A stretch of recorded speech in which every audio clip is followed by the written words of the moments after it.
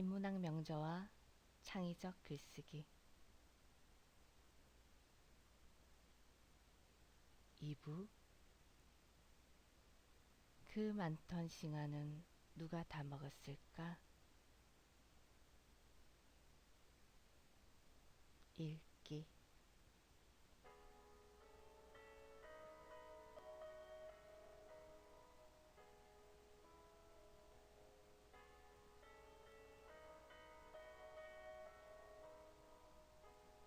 성장소설을 써보라는 유혹을 받았을 때 성장소설이란 인물이나 줄거리를 새롭게 창조할 부담 없이 쓸 수 있는 자서전 비슷한 거려니 했기 때문에 솔깃하게 들었다.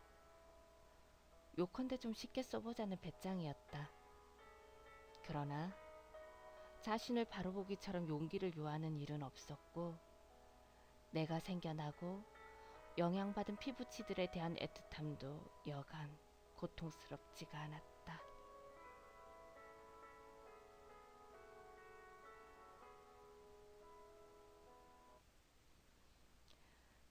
그 많던 싱아는 누가 다 먹었을까의 서문에서 발췌한 것입니다. 이런 글을 소설이라고 불러도 될까? 순전히 기억력에만 의지해서 써보았는데 라고 작가가 밝혔듯이 이 작품은 작가 유년부터 한국전쟁 시기까지의 경험을 서술한 자전적 소설입니다. 자신의 아픈 과거를 보고 난다는 것은 잃어버리고 없는 가족에 대한 애틋함을 불러일으켜 더욱 고통스러웠을 것입니다. 서술 대상은 과거의 나이지만 서술의 주체인 화자는 현재의 나이입니다. 이 두 나 사이에는 몇십 년이라는 세월의 10년이 가로놓여 있는데요. 기억과 공백의 채색이 어떤 작품을 만들어내었는지 함께 읽어보고자 합니다. 각 장에서 솔깃한 부분을 발췌해 보았는데요. 이를 중심으로 전체 내용을 대략 살펴보도록 하겠습니다.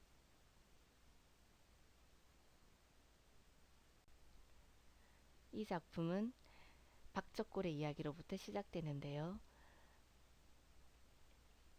그건 실로 폭발적인 한이었다. 한이뿐 아니라 비에도 자연으로부터 왔다. 소나기가 올 때의 모습, 그리고 저녁 노을의 모습을 나는 이렇게 표현하고 있습니다. 자연과 인간이 하나인 공간으로 박적골을 묘사하고 있고요. 그 박적골 속에서 나에게 각별한 사랑을 주는 할아버지에 대해서 또한 특별히 상세하게 서술하고 있습니다. 아버지가 돌아가시고 엄마는 오빠의 교육을 위해 서울로 갑니다. 나 역시 교육을 위해서 몇 년 후 서울로 데리고 가려고 하죠. 하지만 할머니의 강한 반대에 부딪히는데요. 엄마는 아주 단호합니다. 심지어 나한테도 물어보지 않고 머리를 싹둑 잘라버리죠. 내 딸을 신여성으로 만들겠다라는 엄마의 의지가 보이는 부분입니다. 엄마의 의지대로 나와 엄마는 상경을 하게 되고요. 여기가 서울이야? 라고 묻는 나에게 엄마는 이렇게 대답합니다. 여기는 서울의 문 밖이란다. 너희 오래비가 이 다음에 취직해서 돈 많이 벌면 우리도 그때 가서 버젓이 문 안에서 살아보자꾸나. 문 밖과 문 안 의식은 박완서 작품 전반에 자리하고 있는데요.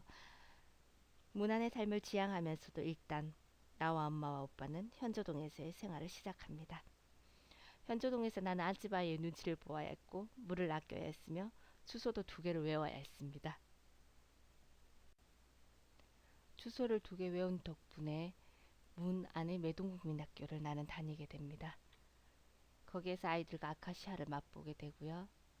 들쩍지근한 아카시아 맛에 새콤달콤한 싱아를 찾게 됩니다. 짐승처럼 조급하고도 간절하게 산속을 찾아 헤맸지만 싱아는 한 포기도 없었다.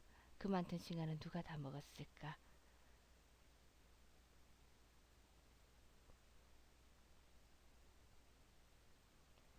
여름방학을 시골에서 지내게 된 점, 모든 것이 살아 숨쉬는 시골을 가졌다는 점에서 나는 서울 아이들에게 우월감을 느낍니다.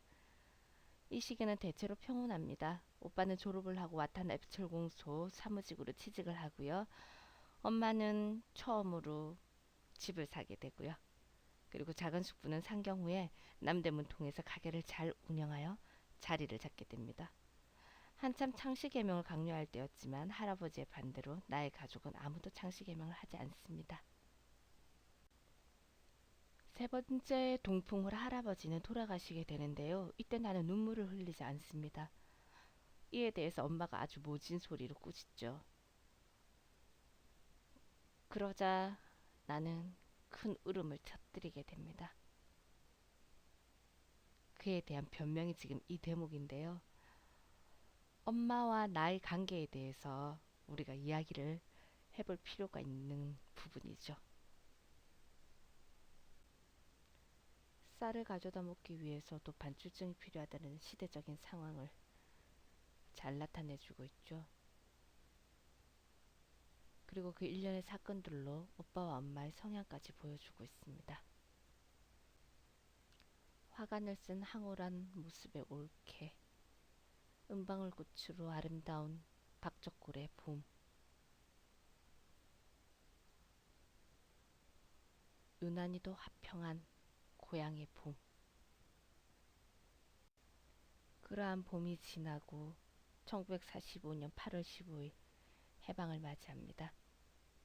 그러나 해방의 기쁨을 누리기가 바쁘게 거국적으로 또한 국지적으로 친일 여부에 따른 보복 행위들이 행해집니다.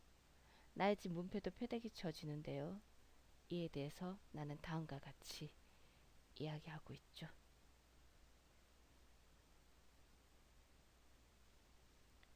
해방 후 좌익과 우익의 대립, 진보와 반동의 대립으로 어수선한 시기를 나는 다음과 같이 기억하고 있습니다. 그러나 어수선한 분위기임에도 불구하고 나 개인적으로는 이 시기부터 내 주위에서 일어나는 어떤 일을 의식을 가지고서 바라보기 시작했다고 나름 긍정적인 평가를 내리고 있습니다. 여기서는 그 외에도 큰 숙부의 소실 이야기라든지 오빠의 자익 활동 이야기, 그리고 나의 민청 조직 활동 이야기, 문가반의 박노갑 선생님과 한말숙 등의 친구들의 이야기를 펼쳐놓고 있습니다. 1950년 서울대 물리대 국문과에 입학하지만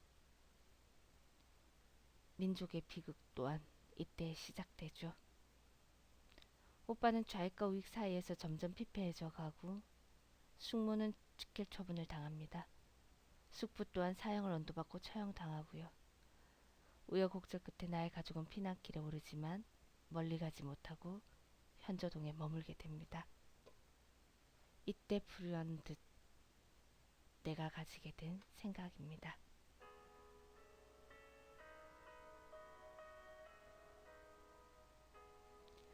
우리만 여기 남기까지 얼마나 많은 고약한 우연이 엎치고 덮쳤던가. 그래, 나 홀로 보았다면 반드시 그걸 증언할 책무가 있을 것이다.